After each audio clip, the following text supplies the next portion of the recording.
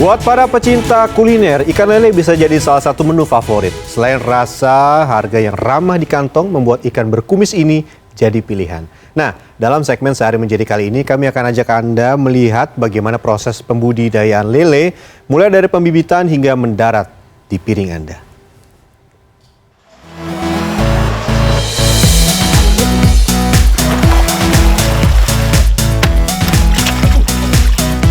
5-6 hari, wah, sudah punya kumis.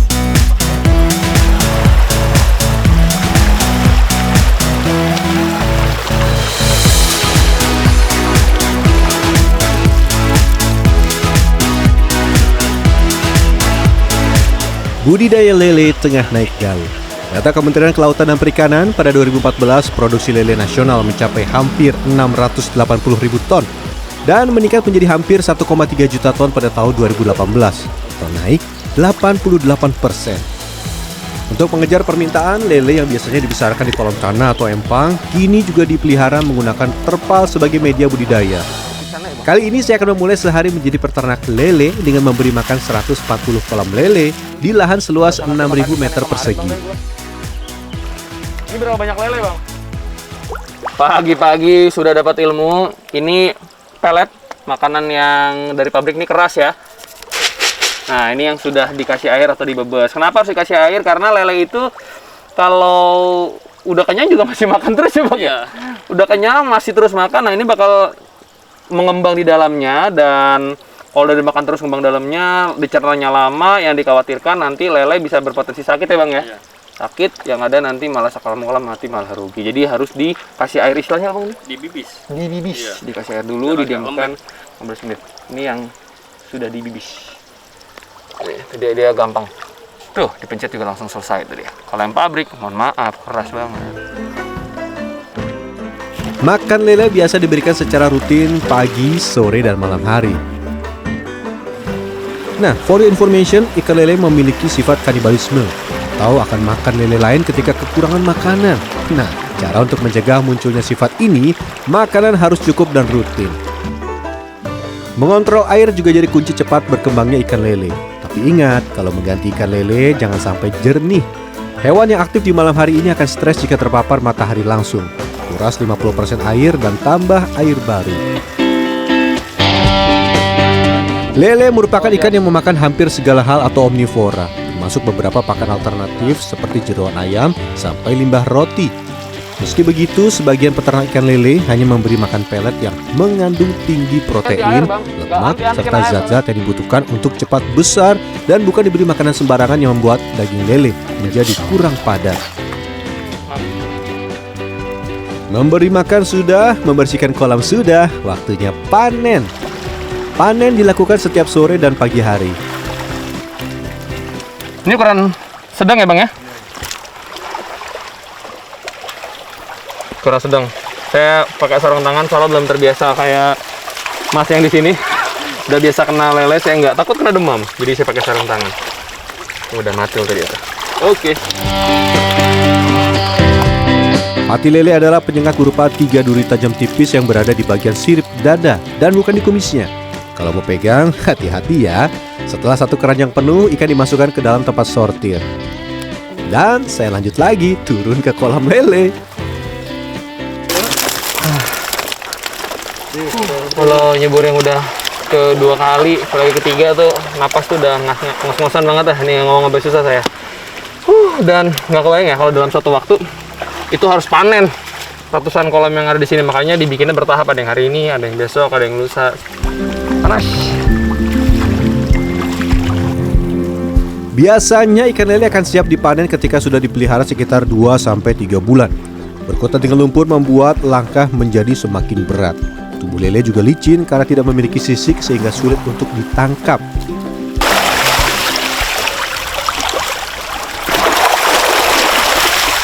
Oke, banyak banget. Lele.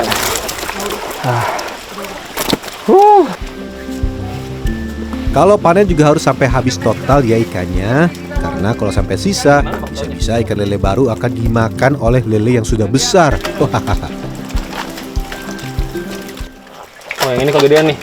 Dipisah jadi berapa, Bang, total, Bang? Dipes aja berapa? 2? 3 ya, yang kecil. Yang bisa, aduh jatuh lagi. Duh, ya kita ambil. Aduh, kena patil. Ai. Untung pakai sarung tangan. Ini yang gede. Aduh. Masih berasa loh, padahal pakai sarung tangan yang tebal. Jadi kalau yang nggak biasa sama lele, ya hati-hati patilnya. Meriang ntar malam. Pati lele mengandung racun yang disebut crinotoksin yang berbahaya bagi manusia. Dalam jumlah kecil, racun bisa menyebabkan nyeri sampai bengkak pada area yang terkena. Tapi bila toksin yang masuk banyak, kemungkinan akan muncul alergi berat seperti tekanan darah menurun drastis, cemas, hingga kehilangan kesadaran. Nah, lele konsumsi memiliki ketentuan. Dalam 1 kg lele minimal ada 6 ekor dan maksimal 10 ekor. Ini yang besar, kegedean. Jadi nggak bisa dijual ke pasar karena ke pasar kan sekilonya 5-6. Wah, di sekilo berapa? Jadi dijual ke pemancingan ya Bang ya? Iya, pemancingan. Ada pembagiannya nih, jangan sampai salah ya. 1 kg berisi 6-7 ekor akan dijual ke pedagang pecel lele. 1 kg berisi 7-8 ekor akan dijual ke warung-warung makan. Dan 1 kg berisi 8-10 ekor dijual ke pasar dengan menyasar ibu rumah tangga. Wah, ada klasifikasinya nih.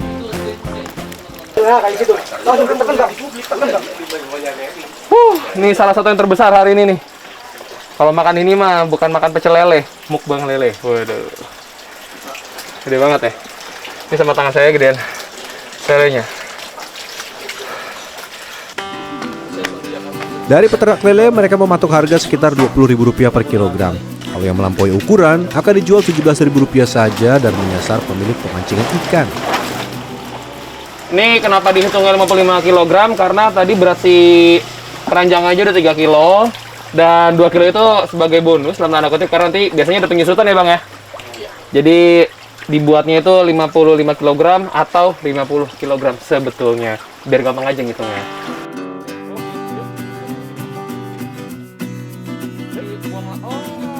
Setelah ditimbang, lele dimasukkan ke dalam kolam penampungan sementara. Menjelang malam hari, pembeli akan mengambil hasil panen pagi ini. Nah, ini ikan lele yang masih kecil. Kalau di sini nyebutnya ikan palang dan ini akan dibesarkan setelah ditimbang. Ayo Bang, boleh? Oke. Kenapa masih ditimbang? Karena biar ketahuan nanti.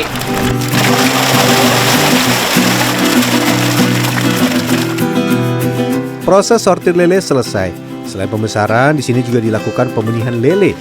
Kalau pemenihan susah-susah gampang nih. Kita harus sortir dulu indukan lele mana yang siap untuk dikawinkan. Minimal usia lele 1 tahun. Mirsa nih yang jantan ya Bang ya? Iya. Ini sudah siap dikawinkan, kita lagi nyari dulu. Nanti kita akan pindahkan ke kolam selanjutnya. Di kolam berikutnya sih udah ada yang lagi dikawinkan sejak kemarin ya.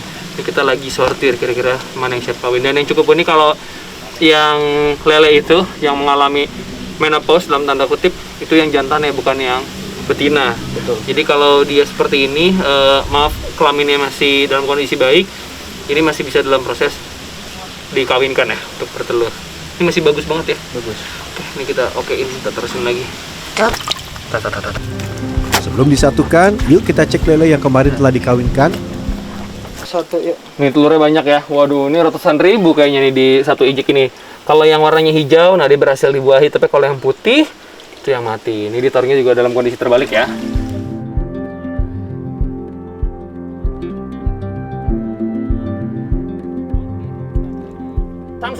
Sekali bertelur, satu induk lele betina bisa menghasilkan sampai 50.000 bibit dengan persentase tetas 50-70%. Jangan lupa segera kembalikan lele yang telah selesai dikawinkan. Karena kalau di kolam yang terlalu jernih, khawatir lele stres dan mati. Berada di kota Bogor yang kerap hujan, harus ditambahkan garam dan suplemen untuk menjaga kadar keasaman air. Garam dan suplemen juga membuat telur menjadi lebih tahan bakteri yang dapat membuatnya gagal menetas. Oh iya, ada tipsnya nih agar menghindari lele mati selama pengiriman.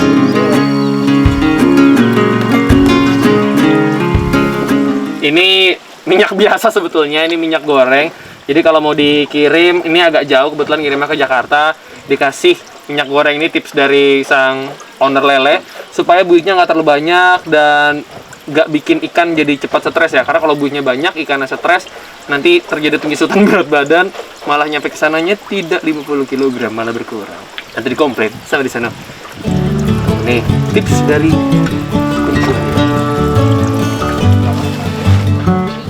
Dalam sebulan, omset lele dapat mencapai angka fantastis di atas 100 juta rupiah. Namun sayang, usaha tidak selalu mulus. Beberapa kondisi membuat usaha lele yang banyak dijual di kota Bogor dan Jakarta ini mencapai titik nadir. Terutama di pandemik ini, saya jujur aja, saya biasa jual 4-6 ton seminggu, sebulan, 4-6 ton sebulan. Pada saat awal pandemik, saya hanya bisa menjual maksimal 1 ton, itu pengen nangis banget pada si pandemik ini.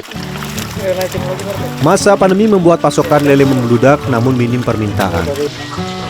Setelah perjalanan panjang, waktunya makan lele.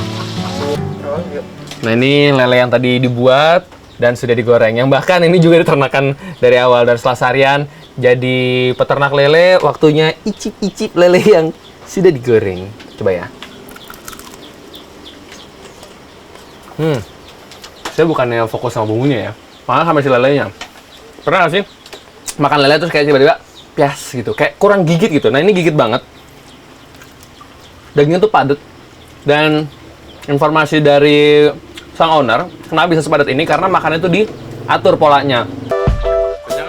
Salah satu kelebihan lele yang dikembangbiakan menggunakan terpal adalah rasa yang minim dari lumpur. Panen ya Bang kalau nggak salah. Ternyata nih, sebelum seporsi lele tiba di piring Anda, ada perjalanan yang sangat panjang.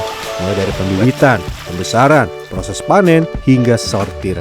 Nah, jadi bagaimana? Tertarik menjadi peternak lele? Atau menjadi pecinta kuliner lele? Yang penting nih, kalau megang lele, awas tak kena patil ya. Brian Fernando, Dwi Agung Yuldiarto, Bogor, Jawa Barat.